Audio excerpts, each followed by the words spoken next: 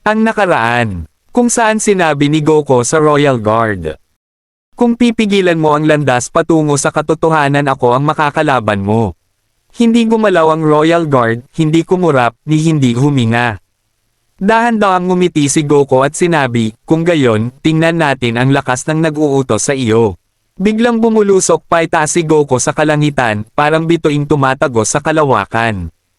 Itinaas ng gwardya ang kanyang ulo, na pagtantong balak ni Goku na lumaban mula sa pinakataas. Sumunod siyang sumibad paitaas, ngunit may hindi inaasahang nangyari. Naglahong bigla si Goku sa kanyang paningin. Napuno ng pagkabigla ang hindi gumagalaw na mukha ng gwardya. At saka dumating ang suntok direkta mula sa likuran, tumama sa kanyang likod, at pinatalsik siya palayo papunta sa kalawakan.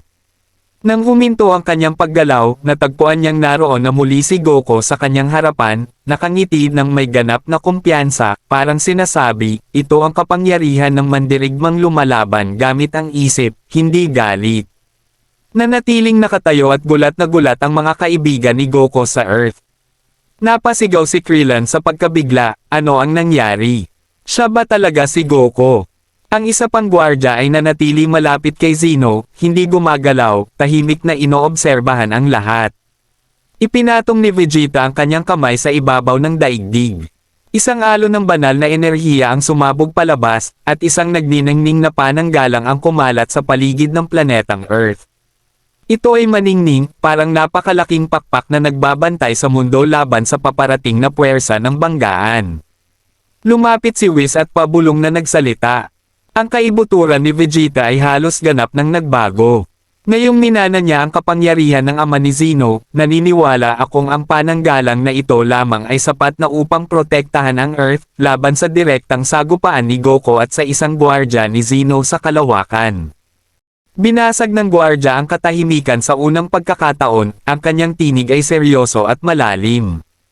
Akala mo nakikita mo ang lahat, Goku. Nasaksihan ko ang iyong kapangyarihan, ngunit huwag mong ipagpalagay na lahat ay naihayag na. Pero bago ko ituloy, baka gusto nyo pa ng mga ganitong kwento, huwag kalimutang mag-subscribe. Salamat. May tinatagong kahulugan ang mga salita ng Royal Guard. Bigla siyang sumugod at pinakawalan ang isang napakalakas na suntok kay Goku. Madali itong iniwasan ni Goku, kalmado, nakangiti, at buong kumpiyansang inoobserbahan ang bawat galaw ng atake. Gayunman, ang mismong espasyo ay nanginig sa lakas ng suntok. Ang shockwave nito ay dumaan sa kalawakan at winasak ang mga planetang nasa harapan. Napatigil sa gulat ang mga kaibigan ni Goku sa Earth, muling nakita nila kung gaano kadahado ang kinatatakutang bantay ni Zeno sa harap ni Goku. Sa kabila ng inis sa pag-iwas ni Goku, nanatiling kalmado ang bantay. Biglang nagbago ang kanyang anyo. Nagliyab ang kanyang mga mata sa lilang liwanag, at ang orb sa ibabaw ng kanyang ulo ay kumislap ng kakaibang enerhiya. Nagpakawala siya ng ikalawang atake, tila isang ilusyon, parang pagsubok lamang. Ngunit sa parehong sandali, isa pang suntok ang dumating, hindi nakikita at hindi maunawaan, mula sa ibang direksyon, diretso kay Goku. Isang napakalakas na pagsabog ang yumanig sa kalawakan dahil sa huwad na atake.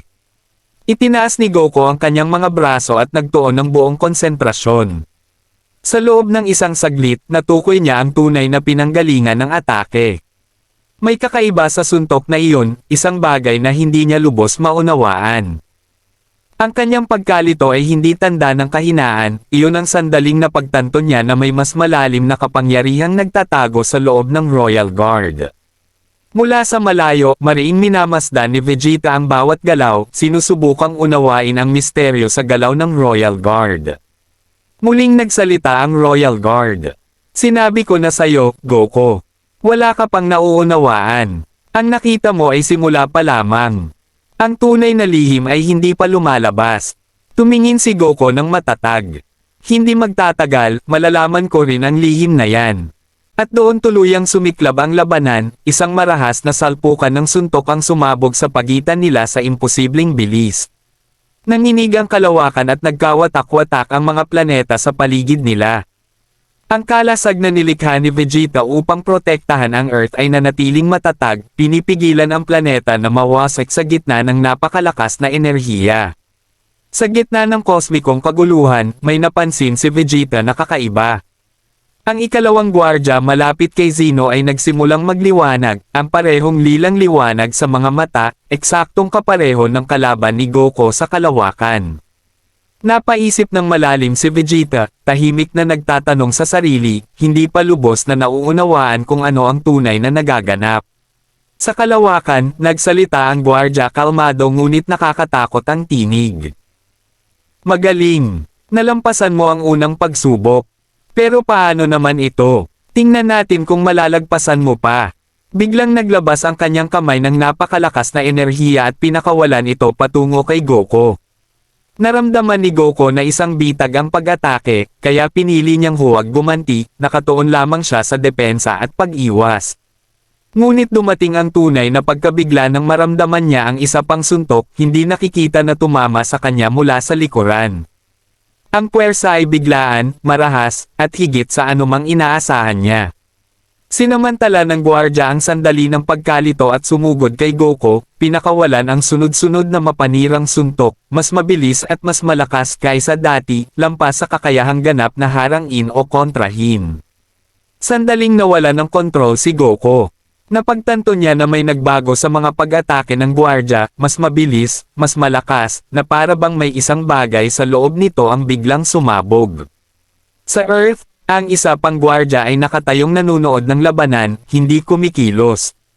Ang kanyang mga mata ay kumikislap din ng parehong misteryosong lilang liwanag, habang ang mahiwagang orb sa ibabaw ng kanyang ulo ay kumakabog sa kakaibang enerhiya.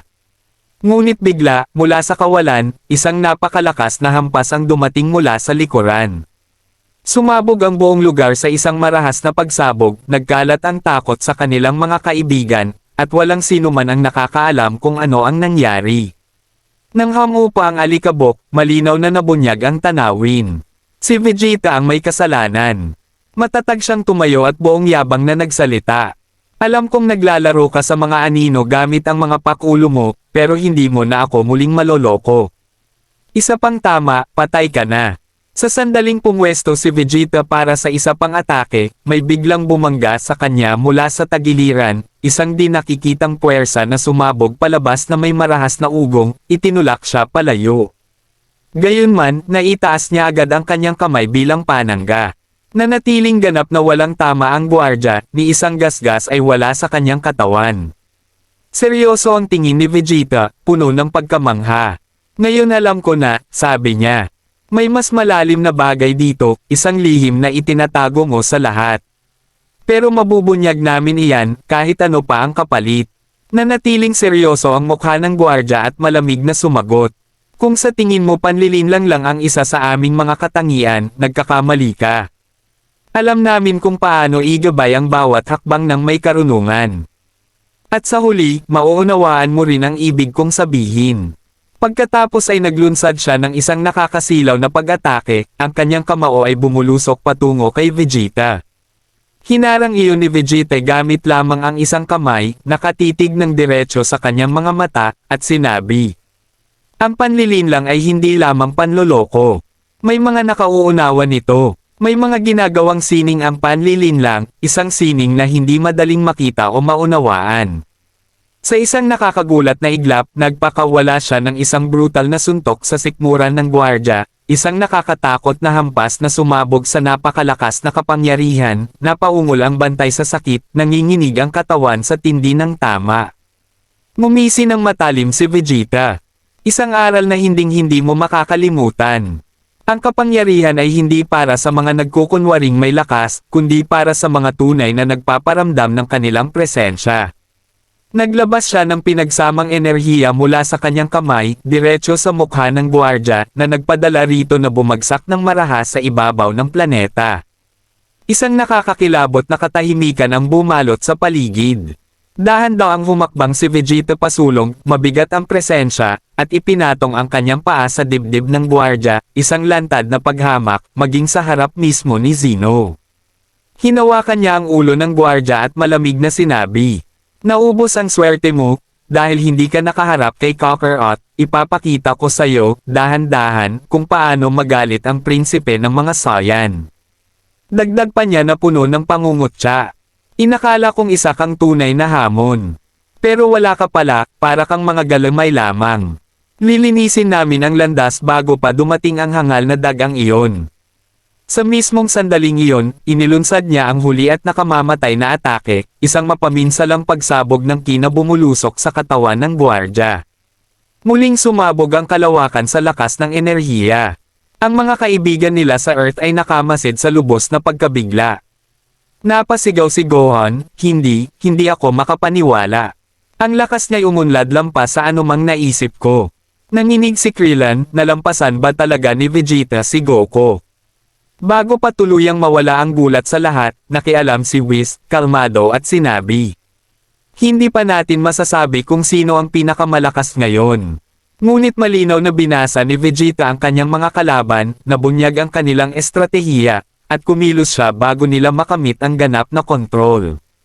Pagkatapos, sabay-sabay silang tumingala sa langit. Doon nila nasilayan ang isang kahangahangang tanawin, si Goku ay biglang nabawi ang kontrol sa kanyang laban matapos ang pakikialam ni Vegeta. Itinaas ni Vegeta ang kanyang ulo patungo sa kalawakan, nag-aapoy ang kanyang mga mata sa kaseryosohan at galit. May lihim na itinatago ang mga mayayabang na tagapagbantay na iyon, at oras na para ito'y mabunyag. Panahon na para baguhin ang mga patakaran ng larong ito. Dito na nagtatapos ang Part 5. Subscribe na para sa kasunod nito. Salamat.